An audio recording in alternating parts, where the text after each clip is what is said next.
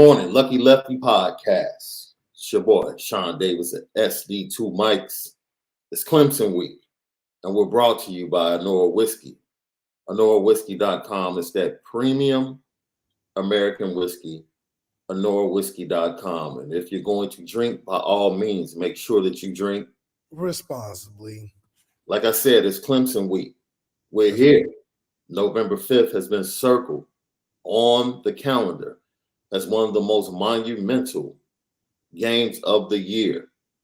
Expectations were that Notre Dame would be looking a little bit different from a record standpoint. But however, we are who we are. They are who they are at this point. Opportunity is still right there in front of them. Will they be able to seize it? We'll hear from Marcus Freeman, who gave his thoughts on how his team is going to respond to the challenge. Then we were hoping to be able to play some Dabo Swinney, who's always entertaining, but we have a couple of quotes from his press conference today. One quote that I think Left will find personally interesting when he talks about his team and compares it to another one of his teams. And then we'll tap into the matchup. Can Notre Dame run the ball on this Clemson defense?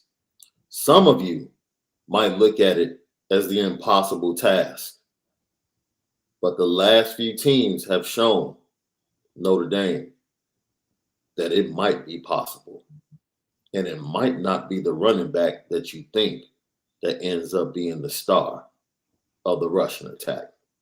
Lucky Lefty Podcast. Before we jump in, we would be remiss if we didn't take a moment to honor the life of 1/3 of some may call the greatest hip hop group of all time. I was telling Left, I got a call like 3:45 from one of my guys. Heard the news, and it's just unfortunate. And Left, has gotten to the point that it is an annual trauma in the culture, and that's unfortunate. Especially, my daughter is around that age of 19, 20, where things like this truly resonate. Because that's her Michael Jackson. That's her hip hop group. You know what I mean? That's Beatles. Yeah. So yeah, it's but they become kind of immune to it. It's the norm. And that's the sad part, Left. That's truly the sad part. And you're starting to see more and more of this be occurring. I think rap is the most publicized, dangerous occupation you can have outside of doing the thing where you have to do the scaffolds, where you climb all the way top those towers and stuff. This is dangerous. But culturally, I mean, it's terrible because you're running out of people to listen to. And I think it just affects the Migos moving forward because there's no way Quavo is going to be able to really give what he genuinely and naturally had with his cousin Takeoff in the music. I just think the music is going to change. So, dude, forget the music. When will he ever want to do music again, bro? Right, exactly. That's what I'm saying. Like it's just it just affects a lot more than just what happened yesterday. So I do think that it's tough, but it's a lifestyle that is really being promoted. That that's just almost what you need. Like it's the starter pack. Mm-hmm. Gotta have a couple guns, gotta have some money, change. You just gotta do that. You gotta be out late, and it's just that's the environment that you're in, which is dangerous. So analytically, percentage-wise, you put yourself at a lot of risk, even if you're not doing nothing. That's the crazy thing, because that seems to be the case. And so in this situation, yeah. It's just hard to really it's sad that and unfortunate that it's happened, but this is a part of what happens, you know. So hopefully the culture changes. They go to cigar lounges without the little pistols, you know, but it's catch-22. Lucky Lefty podcast. Marcus Freeman. I'm gonna tell you something. He made me feel really proud to have him as the head coach of Notre Dame. And what I mean by that is that being at 5-3 in what some might call a disappointing season left, we know the unfortunate losses at home. No need to beat a dead horse, go back to the past. We're here. November 5th, well within our sights, and we know the task that's at hand. Undefeated Clemson. The CFP rankings, the first rankings come out tonight. Clemson could be in the top 4. Could very well be. Fully expect them to be in the top 4. Notre Dame could sneak into the back end of the late 20s. So it could be a ranked matchup. But I think most people, after those early losses, kind of cast Notre Dame and this program to the side, especially from a national standpoint. Heck, let's keep it a buck. Based upon the numbers of our videos and how many people came to watch the podcast after that Stanford loss, I think people within the Notre Dame fan base kind of said, you know what? Forget it. Don't even worry about it. They're not going to do anything. Notre Dame has a chance to change all of that. And we actually said it started against Syracuse. Like you want to start changing the narrative, go beat up on them. And don't just beat them. Handle them the way you should handle them as the better team. Now, with this matchup, you feel the same way. The challenge is facing you. And Marcus Freeman says, hey, my team is ready. I know it's Monday, but my guys are ready. Now, you're going to go against the best. And who's the best? I don't know. I mean, there's a lot of really good defensive. I mean, not a lot, but there's a few schools that have elite defensive lines. This is one of them, you know, and I know Ohio State did too. But, you know, across the board, they're so deep and they're talented. They're disruptive, man. And it's not just one guy. So it's going to be a big challenge. You know, our offensive line is playing at a high level and they're getting better, but let's measure ourselves against the best. And, you know, across the board, I can name every single one. They got NFL defensive linemen across the board. That's going to be a huge challenge. But I know our guys, they're ready. They're excited. You know, any competitor, I've said this before, wants to measure yourself against the best. And so our guys will be excited for this opportunity.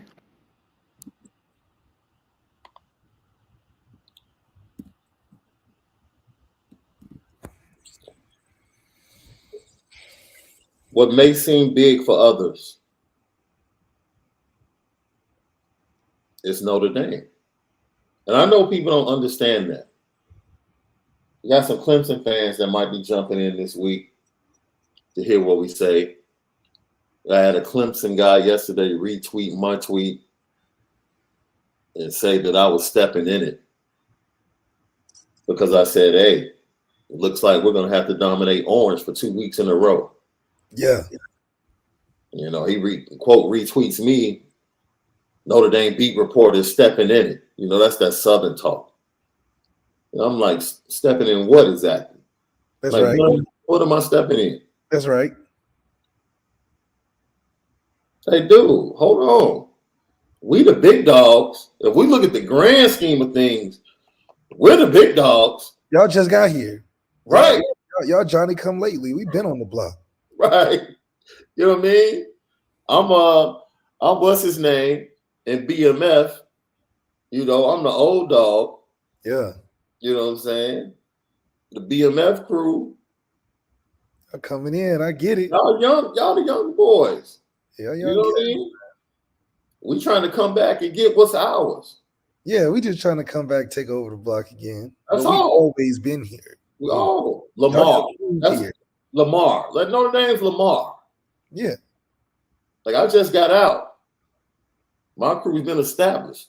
Yeah. We've been established. We're just trying to come back and take the block over. Y'all coming from the suburbs, man. Right. Y'all to this. Y'all don't even live here. So you know what? We'll see what happens. So for you. All I know is eventually Meach and them moved down to Atlanta. Lamar stayed in Detroit. That's right. Yeah. So go find a place, Clemson. Yeah. You go find a somewhere, man. Yes, sir. As they say, the block is hot. This week, the block is hot. And the challenge that's facing Notre Dame, it is what it is. It's amazing. I laugh all the time, man, when you speak with confidence in who Notre Dame is as a program, as a brand. Other fan bases feel like you need to bow down to them. Like, no, man. No. We're not going anywhere. No. Can't stop. Won't stop. Can't stop. Won't stop. We're going to be here for a long time, man, because we started this. We started this whole national attention and fanfare for college football thing since the radio. Mm-hmm. We transcended through technology. People was catching us first through the newspaper, then through the radio. We transcending time. Yeah. Black and white, color TV, flat screen. We about to be the first team on hologram. So until you do something like that, y'all just won in these new age years. You just found out what winning was. Y'all had a college playoff put in to help y'all win a playoff game. We was winning championships before it was called NCAA. And that's the argument, right? Guys haven't done anything since '88. You're old news. First of all, we are the news. Wait. During the BCS era, there was only one team that was in the room. There were conferences in the room, but there was only one team at the table. At the table. Church. Now we come to the college football playoff era. There's still only one team in the room. That stands alone. We John Wicking it. We don't need no backup. What you mean? Y'all got all these backup teams that boost y'all to get y'all here, and we just come and smack up on y'all individually. Last I checked, hands. Notre Dame will be going for its 27th. Now, this is the crazy thing. They say we need to join a conference. They say. Notre Dame is going for its 27th consecutive win against an ACC team in the regular season. But the schedule is going to be difficult if we join the ACC or if we join a conference. If we join the Big Ten, it's going to be tough to go up to Northwestern. It's going to be tough to go to Iowa City. It's going to be tough to go to Minnesota. Come on, man. Look, let us do us. You do you. Let us show you what we do. And you take one thing we're not going to do, we're not bowing down to anybody. You win, we tip our cap. Because we know that after y'all play us, y'all go play a little team. We go play another good team after that. Facts. You just on the schedule. Y'all prepare so well. Y'all got bye weeks before our game, small team after our game. When we got juggernaut, and beating them 27 straight. I would venture to say, if they played our schedule, forget if we played their schedule. That's the conversation. We flipping the narrative. Y'all play our if Clemson played our schedule, they would have 2 losses. Easy. SC. Because Ohio State would beat them. Yes. And North Carolina. We saw what Sam Hartman did to that secondary. Okay. What you think Drake May would do to that secondary? Okay. Let's keep it a buck. We always wonder about us playing their schedule. What if you played Notre Dame's schedule? Yeah, what if you came on down? What if you had to end the season out at USC? How many teams can do that? It's just very interesting. Yeah, we just pointing out what it is. It just so happens. Just so happens. It's a coincidence. So the run game, Lee. Florida State, Syracuse were both successful. But they both had threats at the quarterback position to threaten within the run game. Notre Dame does not have that. Safe to say. Yet and still, the running backs from both teams are able to average over 4 yards a carry.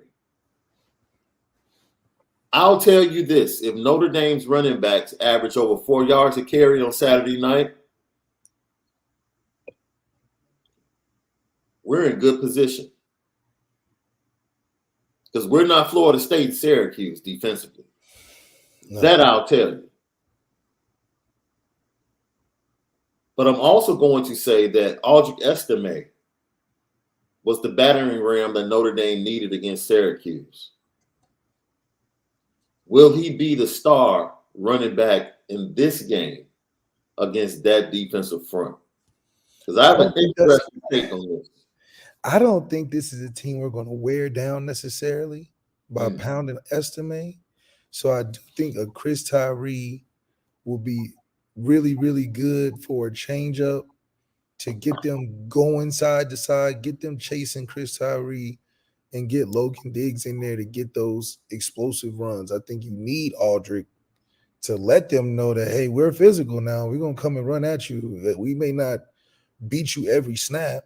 Like the Georgia-Alabama game in the championship, they didn't necessarily beat each other every snap, but it was some good runs on Bama, some good stops on Georgia's defense in the run game. So that's what we need to have as a we're letting you know we're not going to let you just take this away, and we're going to give you the benefit of the doubt that you have a top front seven, so we're not going to attempt to run the football. No, we need to still have stick to our script. Don't let them dictate. We need to be 60% still run. Now, yeah, go ahead. How you decide to do that, I think you need a good balance of Audric Estime in there, but majority needs to be the Chris Tyree, Logan Diggs, trying to find which one can get the explosive play for you in the run game. I think if we get a couple explosive runs, something over 10, 15-yard runs, that's going to open up the play action. I think Clemson's good enough to react to the play action, but until we really gash them in the run game, I think it'll be harder to get the play action off if we're just, 3 yards here, 2 yards here, 3 yards here, 2 yards here. Can't wait till later in the week when we get to your 3 keys and game plan, your script. So I'm glad you said that, because this is the beauty of the 3-headed monster, right? I do believe this is the game Chris Tyree really, really comes to the forefront. I agree with you. As you said before, this is not the game you wear a team down. The depth they have along that front seven defensively is really, really good. As Marcus Freeman said, you're going to see them bring in NFL talent. First group, second group, rotate, linebackers, defensive line. So no, we're not trying to line up and run A gap, A gap, A gap duo over and over again like we did against Syracuse. We're going to do something a little bit different. We couldn't get, because the strength of the defense for Syracuse was their defensive backfield and their speed. Chris Tyree really couldn't take advantage of his running style. This game, I think we can get to the perimeter. Why? Florida State was able to get to the perimeter with their two running backs. They had 18 carries for 137 yards, bro, between the two running backs. 18 carries for 137 yards. I'm talking about over 6 yards a pop. Yeah. So, yeah.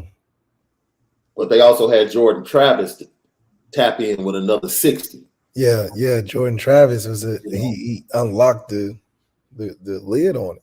Yeah. When you have an extra threat, I think Tyler Buckner would be really good in a game like this. To add that extra dimension in the run game, it's hard to game plan for four guys running the football as opposed to three. Just another look. I think what's important too is that Tommy doesn't put the handcuffs on the offense either. Don't play this game in fear of getting scored a bunch of points on like we were Ohio State and run this defensive offense, where we're just killing clock, getting yards, but not scoring points. I think we need to be, since we're at home, we need to be on the attack. We need to make Clemson be on their heels. If we think we're just going to trade punches all day, I don't think that's going to help us. I think we need to go out there swinging like Deontay Wilder, honestly, because we got the players that can do it, and it's going to take explosive plays like that if we want to score points. Because if we're just going to play them straight up, I don't trust Drew enough that he's just going to game manage us to a victory. So I think it's going to take some confidence plays to push the ball down the field so we can at least give us a chance on a secondary that we think we can match up well with. I agree. And that's a perfect segue to what Marcus Freeman discussed yesterday. How important is the coaching in this game? How important is coaching in a big game, Malik?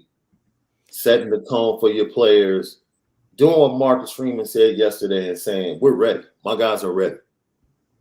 We're ready right now. It's Monday. We'll be ready when we walk into that stadium. How important is coaching going to be in a matchup like this?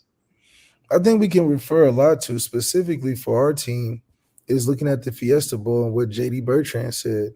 Coaching mattered a lot and had those guys prepared, had those guys ready, had those guys knowing what was coming to them. The part that they lacked on, some of it, I think coaching could have added to it. I think Marcus Freeman with his staff now, a couple of wins under his belt and kind of getting an understanding of it.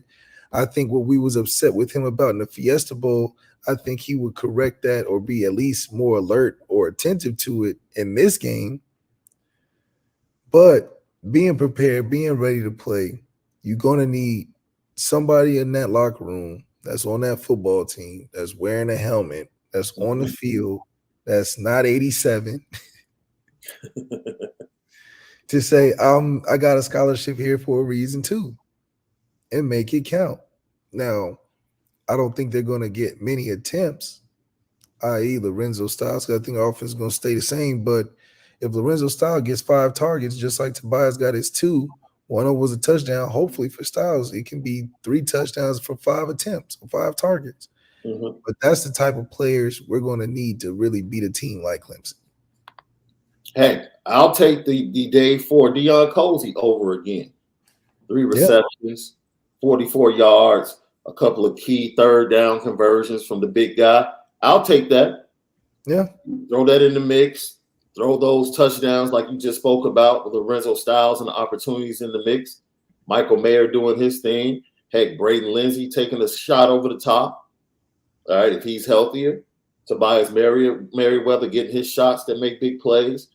You're right. The wide receiver group needs to be a gumbo of opportunities against Clemson because the defensive backfield, as we've seen from what Jordan Travis did, from Sam Hartman and what he did and what other teams have been able to do, and passing the rock, that's probably the weakest part of that defense. Yeah, definitely. And I believe that we have the coaching staff to give us the scheme to go out there and win with. But at the same time, we need to be able to execute, but not even execute. We need to go out there and know we're going to win. I don't think this is something from a psychological standpoint. We should go in there and be like, okay, we know who we're playing, the big bad wolf. You know, we gotta be on our A game, and it's, you know, we're gonna see what happens at the end. I think you need 2 or 3 guys or seniors in the locker room to be like, they're coming to play us, big bad Notre Dame, and we're gonna smack them around. You know, this is not a humble matchup. You know, we're not playing a Rutgers or a North Carolina or a Virginia team that everybody's excited about, but we go in there and put 50 on the board. You know what I mean? This is not one of those games. So the whole having a good character thing, I don't think is needed because they're not respecting you anyway. So I think this. Yeah, go ahead, my fault. So this is one of those, like, I'm okay with a little bad talking and overconfidence and some arrogance because you're going to need it in a talented matchup. 2 teams that are on paper, you can't decide. You got to be able to who's going to drop them and really go out there and play. Yeah. I got Marcel taps in. Thank you for tapping in as always, bro. Said Clemson's defensive coordinator said the O-line running game 87 is basically who they have to watch. Dino Baber said the exact same thing. He did. So, I mean, initially I would take that as an insult, but now I don't. I'm like, if that's who your team is, be you. Be you. And if you can win that way, win that way. We don't need that cat Drew Pine to be a superstar, man. He doesn't have to be. All we ask is that he gives us 200 yards, 2 touchdowns, and no interceptions. That's it. No turnover. That's it. Play to the strength of your defense and let the big dudes do their work and let this 3-headed monster in the backfield put you on their back. That's it. And then you can beat your chest in the end zone. But I don't want you beating your chest in the end zone after you complete 50% of your passes with an interception and 150. Nah. No, just do what you have to do, which is not much. Yeah. Which is crazy, right? Yeah, well, yeah, unfortunately. Yeah. Unfortunately, we don't ask our quarterback to do a lot on a team that's a nationally tradition program. I don't know how that happens in 2022. You know, you look around all of college football, look around all of NFL football, even high school teams. Teams that are pretty good have pretty good quarterbacks that those teams ask a lot from. Yeah. It's almost like you need that. So not having that, you wonder, well, what are we doing? If that's the formula to success, is to have a capable quarterback that you can rely a lot on when things don't go right, because that's the successful teams do for championships. For us to not even have that in our equation is a big missing piece. So losing to Marshall, losing to Stanford is because of the missing piece. Mm. Because everything else is fine. Because when the piece is kind of filled in, you're like, oh, Tommy's not that bad. When the piece is kind of filled in, you're like, oh, we can score 41 points. Oh, okay, we do that every week. When the piece is kind of filled in, you're like, man, we got Logan Diggs. He's having unstoppable games. When the pieces are kind of filled in, you can see glimpses of, oh, why are we not top 5 every year? But when you're missing the piece in general and you can't feel it all the time, it's apparent why we aren't ranked. Well, we'll probably be ranked now, but not ranked the last couple of weeks. There's a chance. There's a chance. I wouldn't argue either way. If they get in around 23, 24, Yeah, we're gonna be I wouldn't low. argue. Yeah. And if they miss, I wouldn't argue because Stanford and Marshall are bad losses. Our bad losses. Flat out bad losses. Like, I know they beat North Carolina. I know they beat Syracuse. But you pretty much canceled both of those wins out. Seriously. Lucky Lefty podcast. I want to say this. In listening to Dabo Sweeney today, Dabo pretty much is just like Marcus Freeman. It sounds like Marcus Freeman and Dabo have the same, even though the records are different, they have the same energy right now. Like Dabo, towards the end of his press conference today, was just like perplexed. Like, yo, I have no clue what I'm going to get and who my team is. Right? And he went on to say this. I'll be interested. He's like, dude, I don't know. Like, one half will be great, and the next half, man, I don't know. And he was like, Notre Dame not being ranked, Notre Dame being ranked, because I think the Clemson people asked him something along the lines, do you guys think your guys will be locked in, or do you think they're going to struggle being locked in with Notre Dame not being ranked as high as, we thought they would be at this point in the season? And Dabo was like, man, that ranking ain't got nothing to do with this. Like, yeah. Either we're going to play. Either we're going to play good or we're not. Like, either we're playing good or we're not. And I'm like, yo, that sounds eerily similar to Marcus Freeman. Like, dude, all that. Yeah, because usually you have to do all of that to try to, in the people's mind that's watching, even out the teams. Where you're trying to boost up a Virginia to make you think, oh, they may have a chance against Notre Dame. Let's hype them up, hype them up, hype them up. These coaches know this ain't no hype them up game. We know who they are. They know who we are. We look at the tape. If we reviewing tape from the years we played before, these are close games. Yeah. With teams that are very similar in style. They've just had generational quarterbacks where we've had it. Other than that, it's nothing to be hyping them about. We know who they got. They know who we got. We got to go in there and beat them. Facts. And it's in front of you. It ain't like it's hidden and you got to look for it. No, this is in the open air. It's this giant thing in front of you. You ain't got no backup. Mm-hmm. You going there with fisticuffs, they going there with fisticuffs. That's it. No advantages.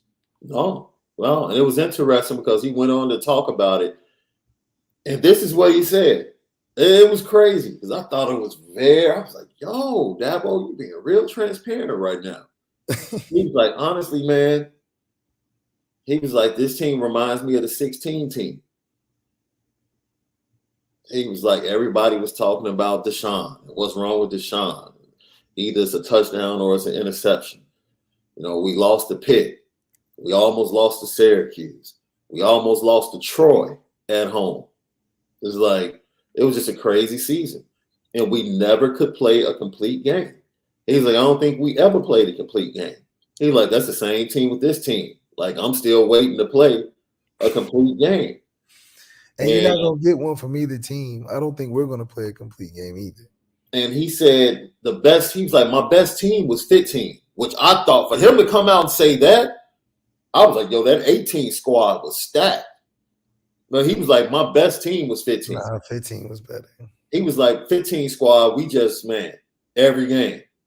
And he said, they had some guys 15. Yeah, he said in 16, the problem was, and I think it's the same thing for this team. He said, once we lost to Bama, that team pretty much had checked out and was like, dude, when we get into Tampa, when we getting our second shot at Bama, instead of taking everything week by week, they just kind of like, look, we know what the real deal is. And he's like, we barely made it there, playing half A football all year. And he said, you look at that championship game, he said, we played a half a game. He said, first half, we weren't good. Second half, that was us. Yeah. And we won the championship. He was like, that's the same team I have this year. I don't know why. I'm waiting for them to play a complete game. He said, I don't have Shaun.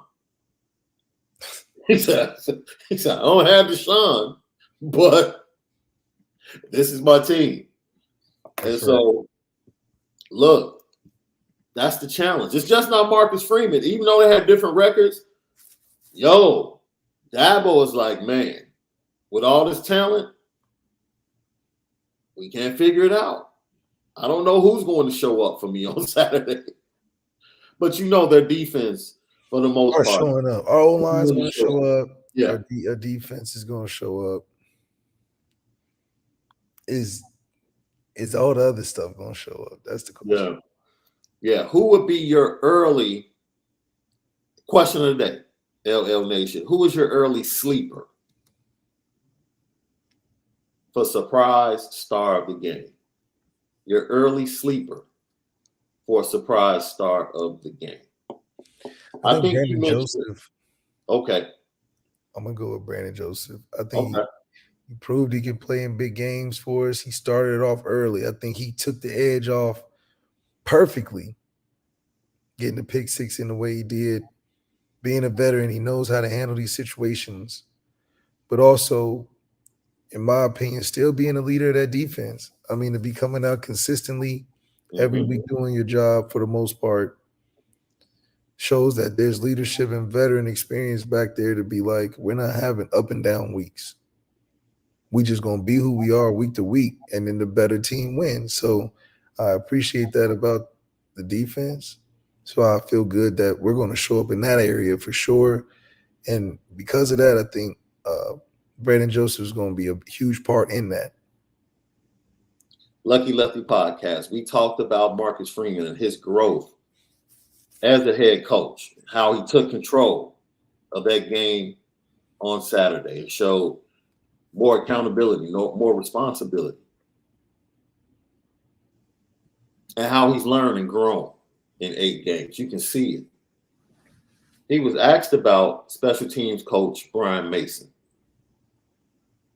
He talked about Brian Mason and why he's so good at doing what he does. But Lef, I need you to tell me if he was speaking to other coaches on the staff. Brian Mason since 2011 when I was at Kent State, and we hired him as a defensive GA. And Mace has those qualities in terms of work ethic, intelligence, the ability to connect with players that you see here 10, 11 years later that, to me in my mind is he's one of the best, right? And he does a great job. But why? Is because of his work ethic. Why? Because of his intelligence. Why? Because of his ability to teach and relate to players. You can have all these thoughts in your head, but if your players can't go out and execute it and have a belief in what you're presenting, you're not a great coach, right? You might be really smart, but coaches are as good as their players can perform. And that's what really, continues to make my belief in Brian Mason so strong. And you know what? He's continuing to get better. I mean, listen, you're not going to trick anybody. You've blocked 3 punts in the last 2 games, I think 5 this year. So, and it's not just punt block. I challenged the special teams unit in kickoff return. We had been below average in kickoff return. What you see last week, we got one opportunity and it came out for 30-something plus yards and could have won almost. We get one more block, it could go farther. And so that's what you love to see, guys that, step up to a challenge, but also enhance the things they're really good at. But coaches are as good as their players can perform. And that's what really, continues to make my belief in Brian Mason so strong. That's petty. That's petty. That's petty that you keep. Dude, look, man. I'm going to be honest. I don't think he was taking a shot at anybody. Yes, I don't think he was taking a shot. However, I think he was However, sending a clear message to the entire staff. This is how you coach. yes. And if your players aren't All right, now, manifesting yeah, all of that stuff in your mind, that's you ain't not a good good coaching. coach. You're not Yes. a good coach. No matter how good you think your thing is meant to score thousands of points or stop thousands of points. Like Van Gorder's defense I thought was really good when I hear him explain it. You know what I mean? And we had Jalen Smith, It sounded good. Sounded so good. and we gave up 50 points the first game with Jalen Smith out there. That don't, so it just, you got a bad defense, But I swear on paper, we should have held them to nothing. So that's why you got to drop your ego, man. You got to coach to what you got. And I promise you, it's a little easier when you do that.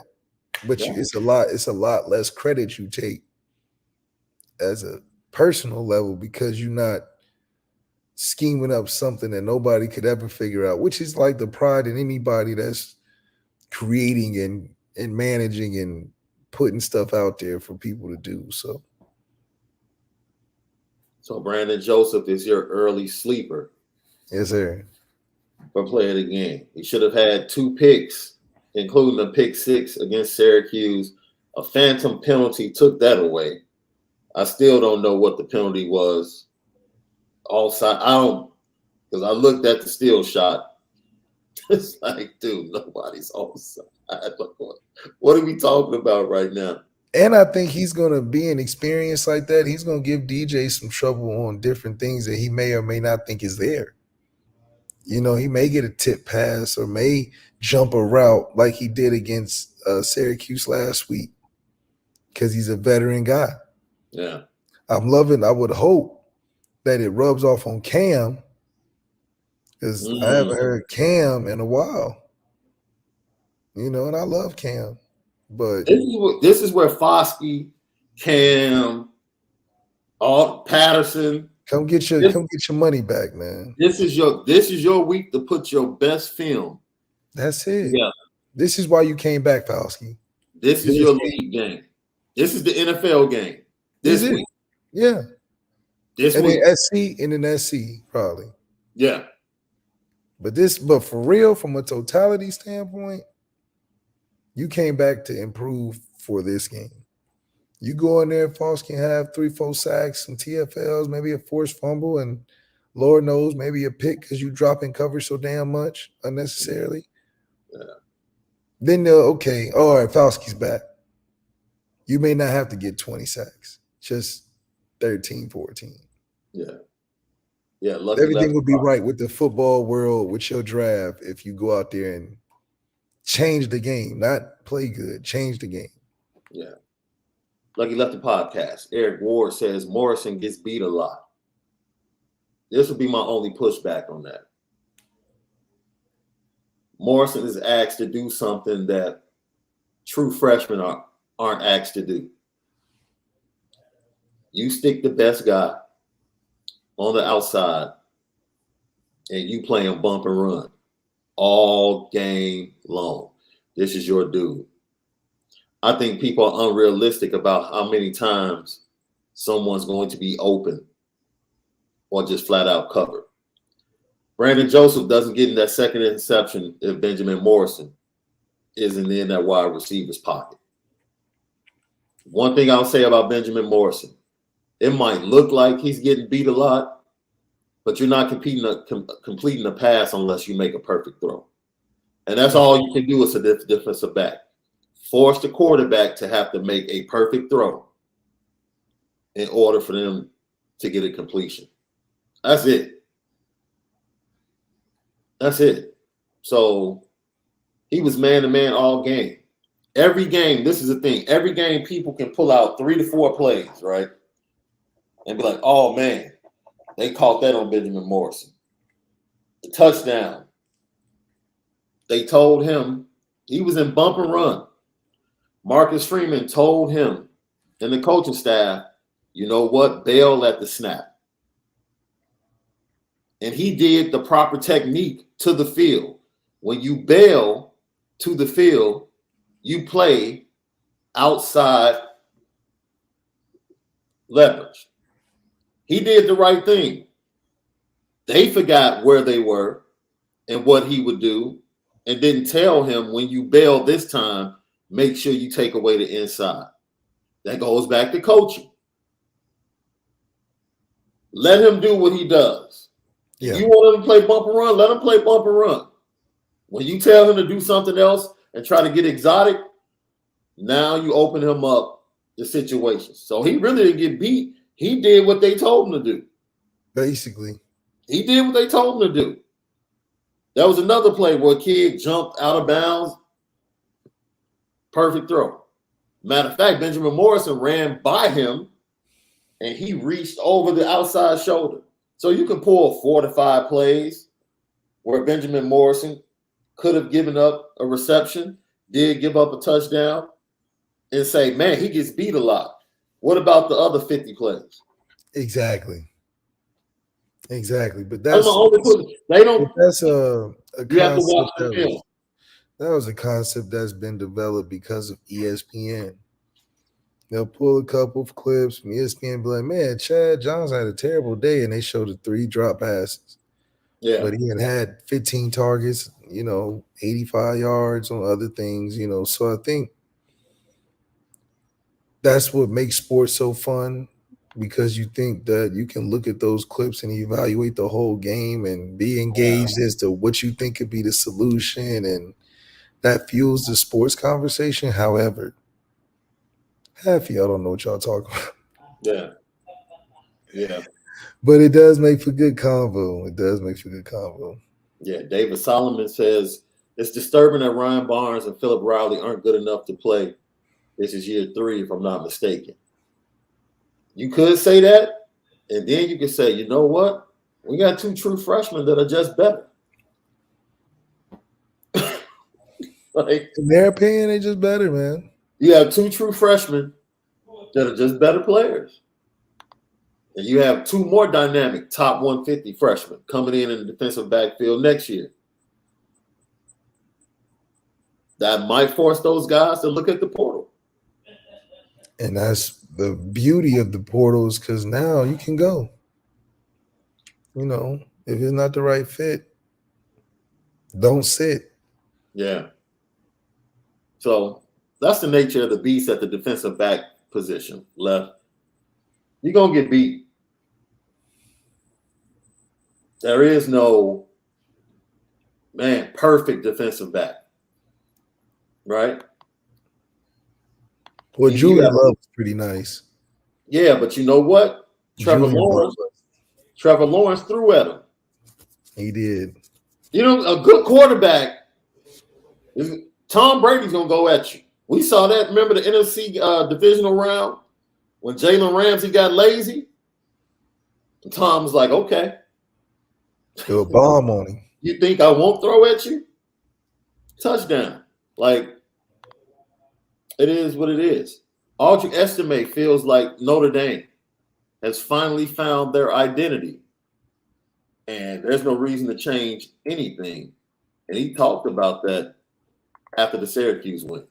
Especially on the offensive side, that's just a pride. It's just going to run at you. You guys, you're going to have to stop us. And if you're not stopping us, we're just going to do it until the game's over. And I feel like today showed how, Coach Freeman always emphasizes, we're an offense-defense-driven team, and our offensive line played their tails off. Zeke, J. Pat, Lug, Blake Fisher, Joe Alt, they just all are blocking all game and doing great. So I feel like that did show our identity today.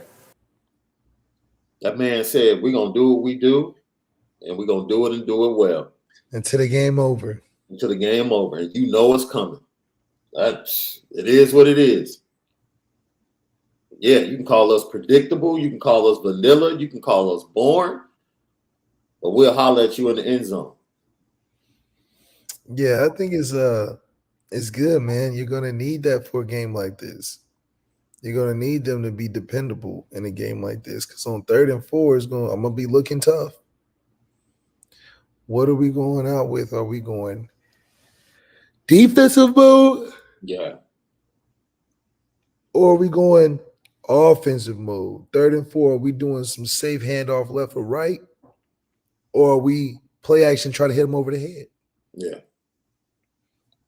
We got to let Clemson know that they can't be comfortable. DJ got comfortable. DJ threw for 400 and something yards. If they go Cade Klubenik in there, heat him up. Heat him up, left? Heat him up. Don't even waste no time letting him slip out of things and letting him look like he's some next Trevor Lawrence that is rebirthed through Notre Dame. Like his breakout party was Notre Dame, where he just got on the scene and DJ, something happened and he went in there and rallied the troops. No. We need to avoid all major headline stories. As soon as he steps on the field, unleash hell. Because we're good for giving the backup a lot of love, especially the running back. No, that's a fact. It'll hurt us if it's the quarterback now that's the backup, because he may even be better than the starter. That's a fact. That's a fact. That's why Phil Maffa, to me, Will Shipley, we're going to have a game plan for him. Yeah, Will Shipley's the Maffa kid, though, the backup. I'm like, okay, big bruising, physical running back. When he comes in the game, I'm like, we don't need to see slippage. We don't need that. We need the front to be consistent and make things happen. They're going to attack Benjamin Morrison. Everyone has. They know he's small. They know he needs to get in the weight room. They know he's technically sound. They feel like we can take advantage of him with our size. There's no difference. Bo Collins and Gata, they're going to do the same thing. They're going to try to take advantage of that size on the outside with Benjamin Morrison and our defensive backs. You don't give up the big plays, which goes to Brandon Joseph, whether it's single high or whether it's too deep from that safety look. His ability to make plays in the range that he showed against Syracuse. If he can do that, get a couple of turnovers, I would love to see them force DJ to the bench. Yes. You know what I mean? Well, he just playing so bad, Dabo right. Going crazy. He like, man, get Cade in there. Right. That's what you want. That's what you want. Right? Force him to be like, oh, DJ, you get a little bit. Now, Cade, you get in there and get a little bit. And we just start tag teaming Notre Dame. No. Right. Force him to the bench, couple of turnovers, led to points. Cade comes in, unleash hell. And let the crowd get into it. Go get him. And then hopefully you can let your running game take you home. That's almost a perfect remedy. As we get ready to get out of here today, Irish AJ, I pray that this is the game. Notre Dame puts it all together. A dominant win would go miles for this program going forward. The preseason buzz will be back in a big way, even with 3 L's. Well said, Irish AJ. Well said. I got Michael Johnson. Shaun, Malik, any word on who the quarterback is going to be? I'm assuming you're talking about Clemson. DJ start. Mike Callis, is going to be embarrassing when 50% or more of the stadium is decked out in orange on Saturday night. You know, Marcus Freeman was asked about that. And he was like, man, look, stadium's going to be crazy. Like, I'm not worried about color. He ain't looking up too much. He's looking right on the field. No, you got to play the game. The game is the game. Sunset Kid said, Shaun and Malik, can you guys get Kevin McDougal on a Monday? And we can effort that. We can get the OG. We can effort that. Yeah. P-Dub, Drew can't throw more than 20 times for ND to win. Is 20 a perfect number? 20 attempts in this game, or does he needs to throw more?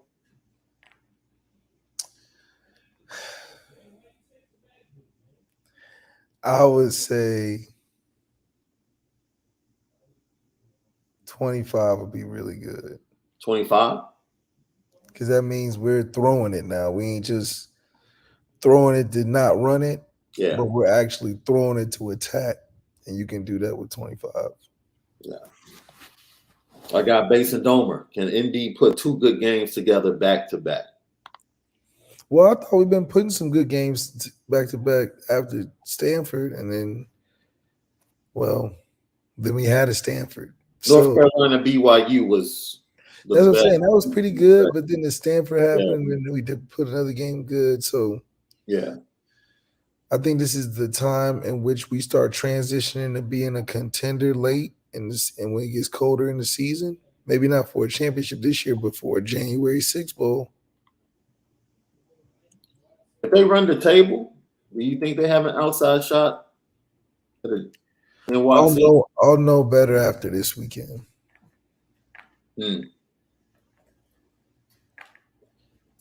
Healthy competition late in the season. Is that good, Left? Well, let's hear from Marcus Freeman. His ability to rush the passer, his ability, he's a physical football player.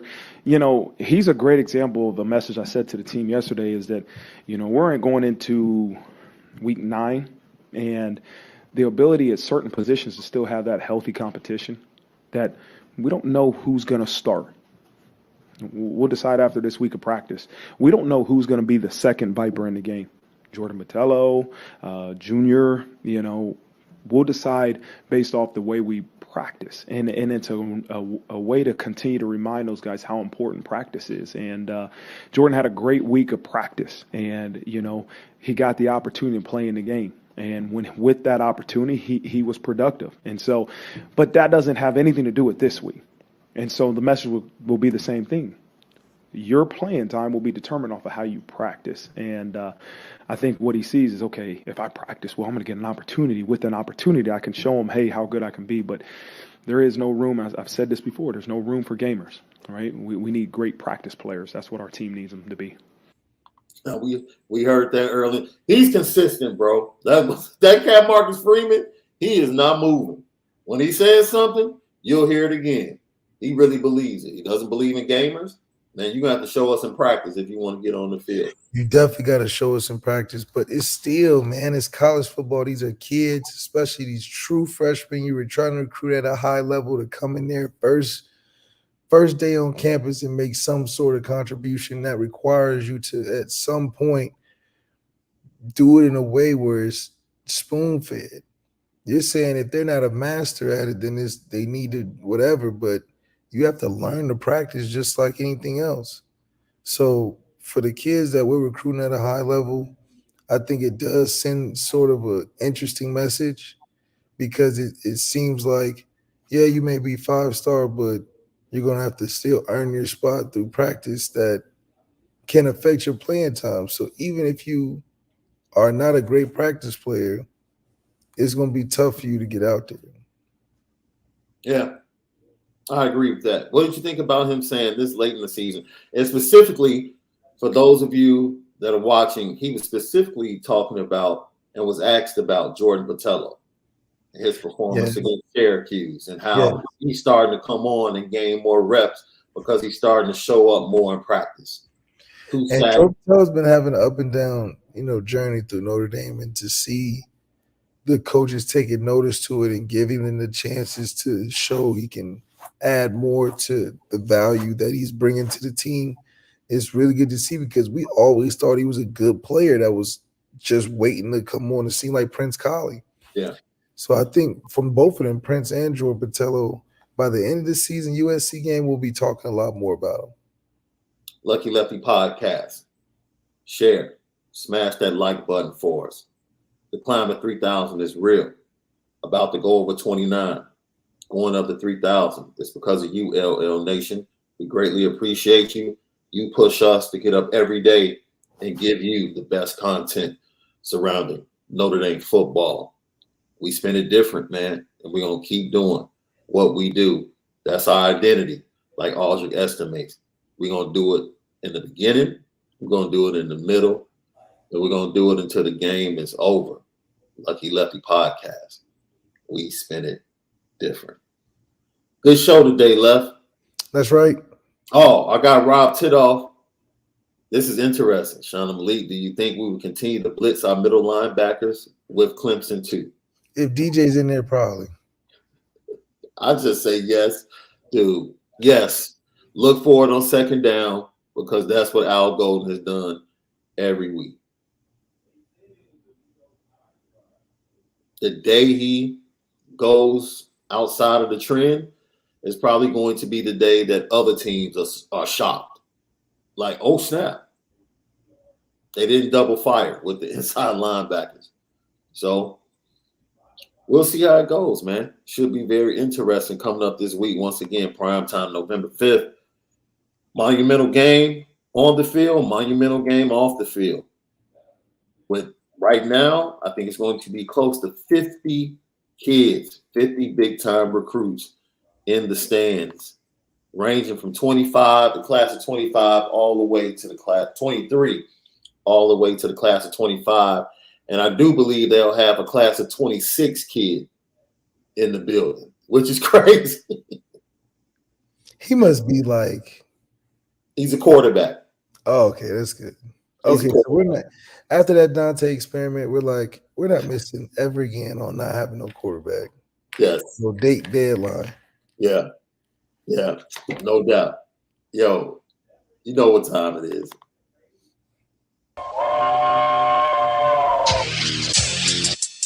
Petticoat.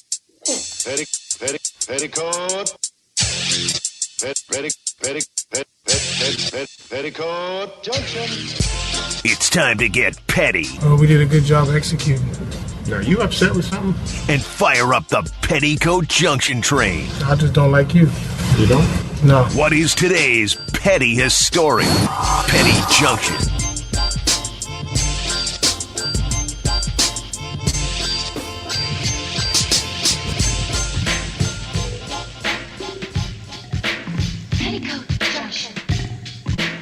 Petty Junction, petty stories of the day brought to you by Onora Whiskey, OnoraWhiskey.com, that premium American whiskey, OnoraWhiskey.com.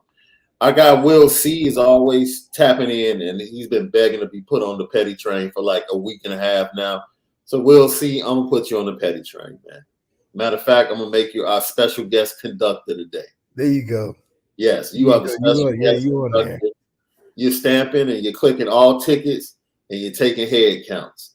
And number one, I don't have specific names, but the individuals that came to the Barclays Center to show their disapproval of Kyrie Irving with the T-shirts in the front row. Yo, I thought it was super petty. I thought it was kind of funny, and I thought it was super petty. But it was a moment, and Kyrie still went out there and put on a show. Because Kyrie's just, it's like, man, I don't know. I feel like he's stuck between a lot of different places of where he wants to be and stand, because it's like he's doing both things. And that's why I don't think it's sticking like he would want it to or is envisioning it sticking, because people are too extreme on which side they think he's playing.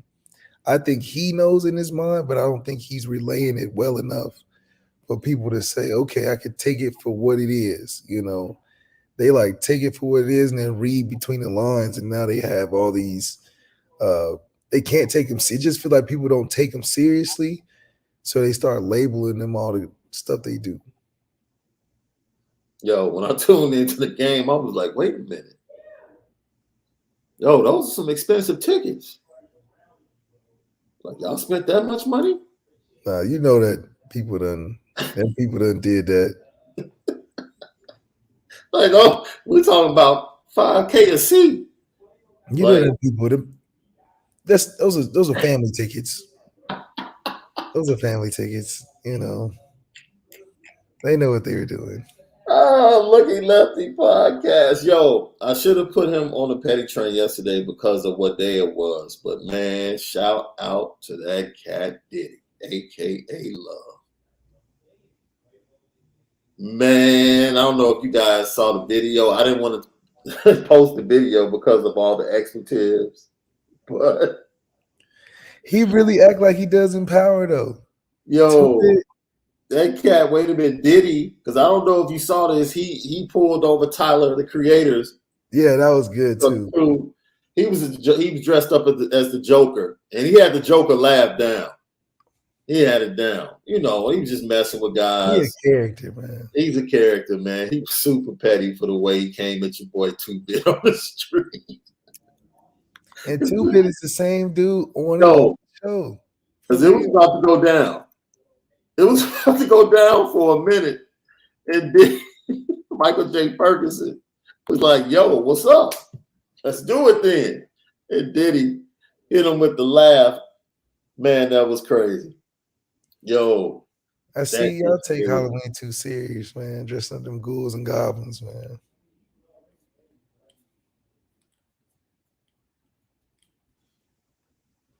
Crazy. Yo, so yeah, breaking news. Steve Nash is out of there, bro. Well, that's what KD said, right? Yeah. Somebody got to go. Yeah, Steve Nash is out of there. Brian Harsin is out of there at Auburn finally. And it looks like Bill O'Brien is going to be the next head coach at Auburn. Offensive coordinator. Man, what is Bill O'Brien doing to stay around being so mediocre? Oh my God. Clue, have no clue. I mean, he just can't stop getting wonderful jobs. Man. With terrible production. Man. So Will C said Joe Tsai definitely is on the petty train. He put him on the petty train. He said, what's up, LL? So once again, subscribe, share, hit the like button. Got some news coming up in the next day or two. It's going to be great news. We'll be talking about it soon, man. I'm excited. It's a great week. It's a great week. It's Clemson week, darn it. It's Clemson week. Let's go. And I'm under the weather today. Nose running all over the place. I don't care. It's Clemson week. Let's talk about it. That win will make you feel better, man. Yes, sir. So, RIP to everyone connected. Quavo, Offset, everybody connected to Takeoff. And I think that's like the fourth rapper that ended up with issues down in Houston. That cat Jay Prince is gonna have to do some things, man. Because it was actually Jay Prince Jr.'s party. Yeah, that's what they said. So that's, I got some film for you tomorrow, Left. Okay. Some film of late 23 ads, kids that could be added, athletes that could be added to the class. We're going to have Left go through some film with us tomorrow. We're going to start digging into the numbers of Clemson, Notre Dame, and who has the advantage at certain positions. It's going to be fun. Clemson week. Once again, Saturday night, the Tigers invade Notre Dame Stadium. Marcus Freeman says, my guys are ready. It's one thing to say it. It's a whole nother different thing to do it. We'll see whether or not they can do that. Have a great Tuesday. We appreciate you. Most of all, make sure you spend it different. Lucky Lefty Podcast.